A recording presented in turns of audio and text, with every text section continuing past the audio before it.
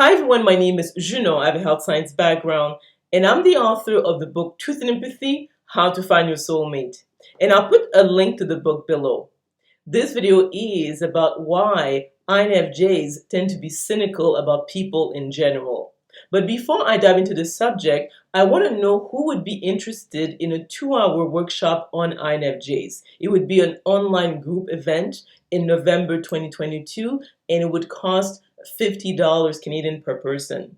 Now, let me know if you would be serious about participating by sending me an email at jmaceus@sexualhealthsite.info. I'm going to put the email address below. And in the subject line, you can say INFJ workshops too, so that I know that you would be interested. Now, obviously, I would get your email address through that and send you the details. So let's go back to the subject at hand. Obviously, INFJs are intuitive feelers, and intuitive feelers are right brain dominant. And the theme of their lives is meaning and spirituality, and especially when it comes to the INFJ, because when you look at history, people who were true INFJs, we're talking about Jesus Christ, Buddha, Krishna, Mahatma Gandhi. So we're looking at people who are rather, high when it comes to their level of spiritual evolution.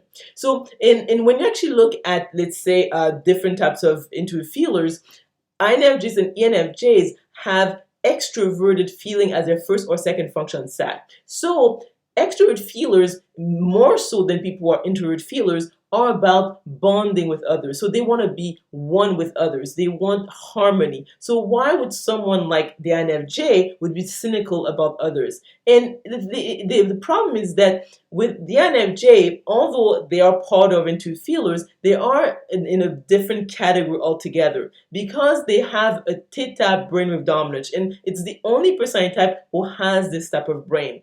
And when a person has reached that level, and I would strongly encourage people to read the works by Dr. David R. Hawkins, is my favorite spiritual teacher, is that we're looking at people who are enlightened. And when a person has a theta brainwave dominance, is that they look at the world without any distortion. If a person, let's say, is left brain dominant, or if a person is sensor, because of how their brains are, they have a beta brain dominance, is that they see the world worse than it is. If, let's say, a person is right brain dominant, especially, let's say, if a person is an ENFJ or an INFP, they tend to, in a sense, look at the world better than it is. And when a person reaches the level of the INFJ, is that they have a realistic view of what's really going on. And when you think of the history of mankind, it's not by accident that more than 90% of the time we were at war. So if most people were loving and kind, or even like half the people were loving and kind, the world would be a very different place. So the cynicism of that the INFJ often projects, it's not so much cynicism, it's more like being realistic about the humans and what to expect. So in other words, the INFJ would probably want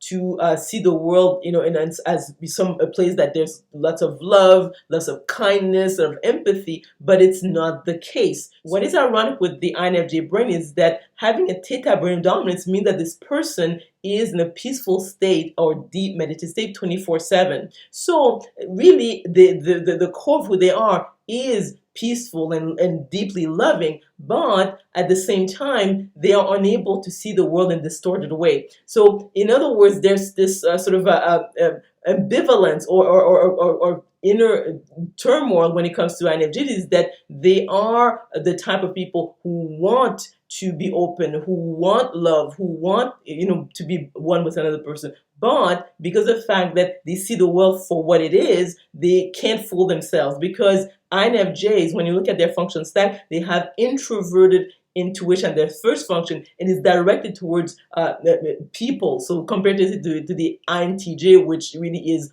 object oriented. So the ultimate goal of the INFJ is truth, absolute truth. And because of that, they are sort of like in a strange position of having to look at the world the way it is, and they might come across as more cynical than they actually are, but they can't help it, because what they want ultimately is the truth, and nothing that is worse or better than what is actually happening in this world.